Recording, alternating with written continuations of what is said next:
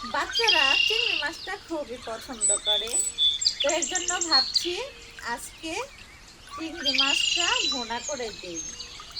ছোট ছেলে সকালে বলতেছে, আম্মু আমাকে বিরিয়ানি রান্না করে দাও। আসলে কালকে পোলাও রান্না করছি, এর জন্য আজকে আর বিরিয়ানি রান্না করলাম না।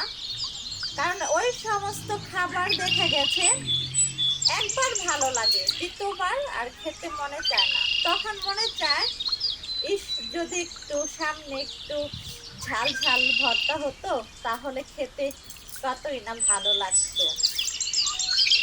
তো এরকম কি আপনাদেরও মনে হয়? আমারটা আমি বললাম। তো চিংড়ি মাছগুলো আমি কেটে নিচ্ছি।